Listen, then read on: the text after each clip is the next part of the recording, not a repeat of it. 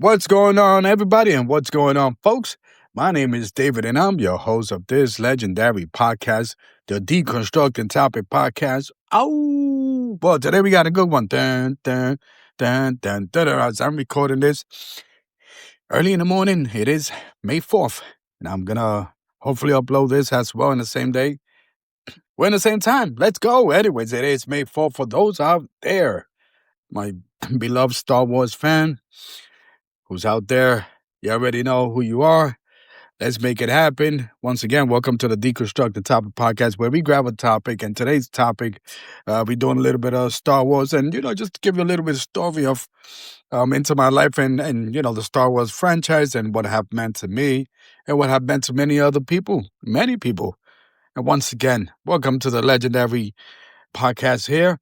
And once again, my name is David. So don't mind me. I'm when I'm recording this podcast, I'm actually I came from the gym, so I'm a little bit hype and I'm a little bit fatigued at the same time. But we are here and we are making it happen. Shout out to Teases TV. I'm gonna put the links in the description. There's many independent artists out there and content. If you got a chance, check out my description. Or go and put Teases TV all over the place, all over the platforms. So that's why we got to make it happen. Hit that like button and talk to me about the Star Wars. Talk to me. I want to hear from people and what they think about Star Wars. What's your favorite movie? And let's get on with the show. As a Puerto Rican kid, born in Puerto Rico, somewhere in the late 70s. So with that said, that means that I missed the first Star Wars, which is episode 4, A New Hope. I was not born then. But I was able to kind of remember Star Wars Episode 5, even though I was a young kid. For some reason, I do remember my mother taking us to the movies and watching The Empire Strikes Back. And obviously, Star Wars Episode 6, it was 1983. The Empire Strikes Back was 1980. Return of the Jedi, 1983. Wow. Anyways, that's how back we go with the Star Wars franchise. And once again, as a Puerto Rican kid, and just to tell you, I'm born in Puerto Rico. I just want to emphasize, born over there. So that means that I'm in international waters there. You know what I'm saying? And just the fact that Star Wars, it's actually a big franchise. For those people out there, Star Wars is a sci-fi movie based on, the stars, the moons, every galaxy known to person. And obviously, it's the story of Skywalker. You could say Anakin, which is Darth Vader. No spoiler here. I'm sorry if I spoiled it. Spoiled it.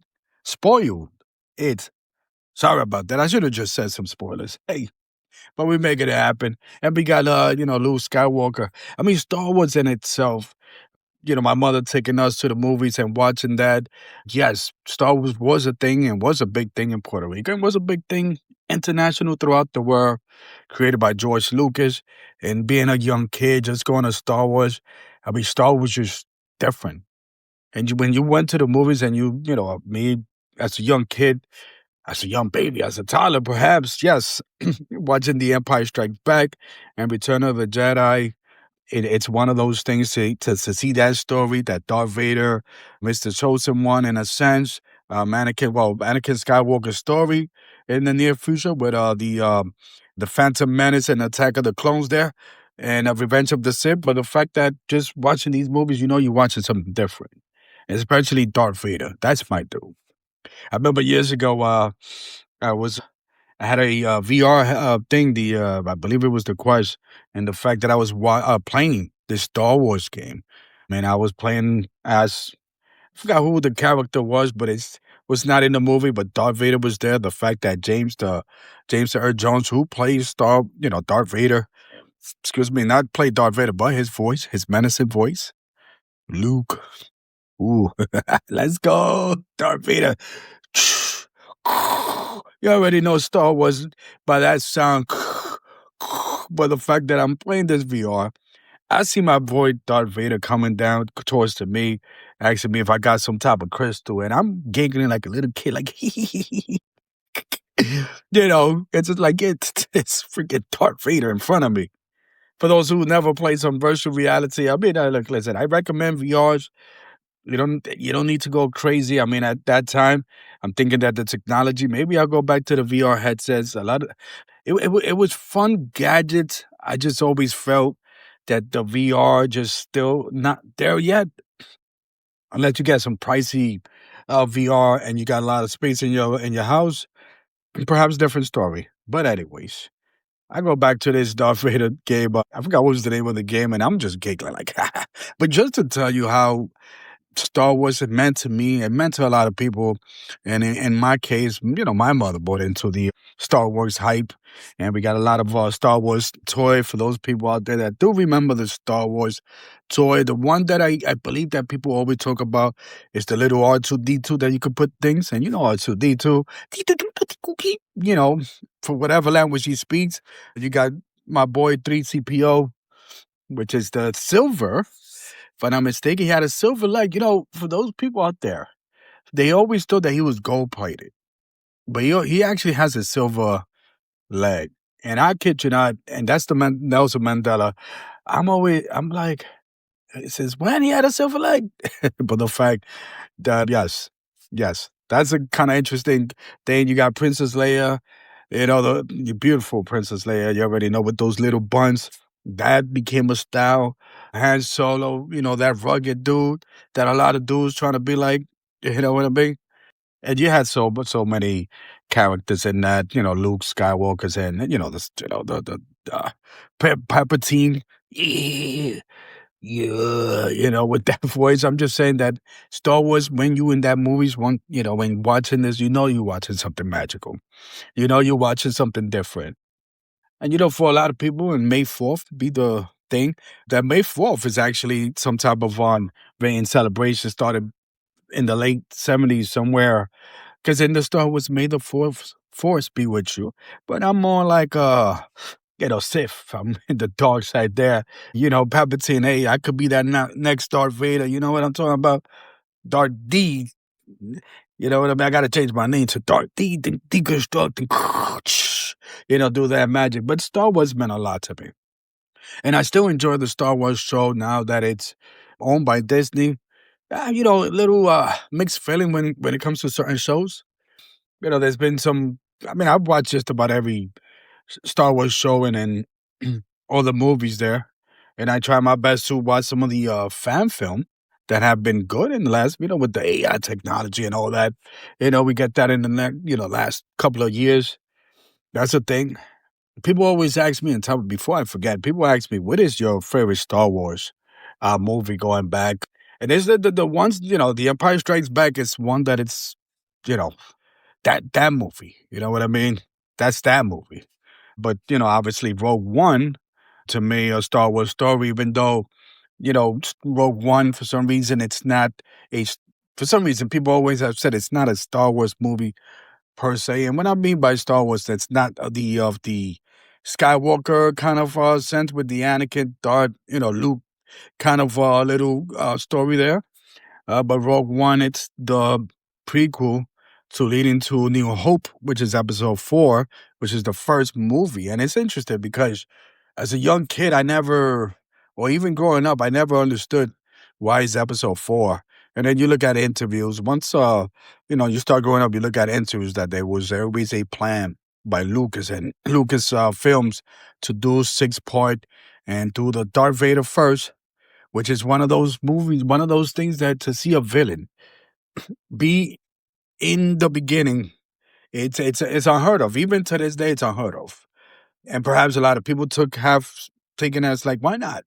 Why not have the villain and then just let everything just fill in? And then just to have the Star Wars Episode 1, 2, and 3, which is the story of Anakin leading to Darth Vader. Now, watching the Episode 1, 2, and 3, I want to say that Clone Wars have kind of those episodes, it left me like wanting to see more. Good thing that Clone Wars, the animated show, was a thing, and it gave you more backstory of Anakin and whatnot. So, shout out to Clone Wars. There's a lot of Star Wars show that, like I said, that that I'm would recommend. We got the new movie coming up, which is the how can I say the Mandalorian and Grogu. Big fan of Mandalorian, especially season 1, season 2. shout out to Bad Batch. Good episode. Bad Batch have to do with Order 66 and some of the clones that, how can I say, were not part of the Order 66 thing. I mean, I don't want to spoil it, but it's a, excuse me, it's a good show, but definitely Boba Fett. You already know Obi-Wan Kenobi. What can I forget about, cannot forget about Obi-Wan. Ahsoka. I mean, we could go on and on and on, but Star Wars is that thing. And when I came to the United States, you would think like, okay, maybe just a thing international. I don't know, but the fact that growing up in the ghettos, in the hood, in the Bronx, there was a lot of Star Wars fans. Even the most meanest, hard-looking, crazy, whatever the case might be, drug dealer, whatever the case might be in the hood, when it comes to Star Wars, they all smile. They got that inner kid, like he, yeah, Darth Vader, and do the sword thing, zoom, zoom, zoom.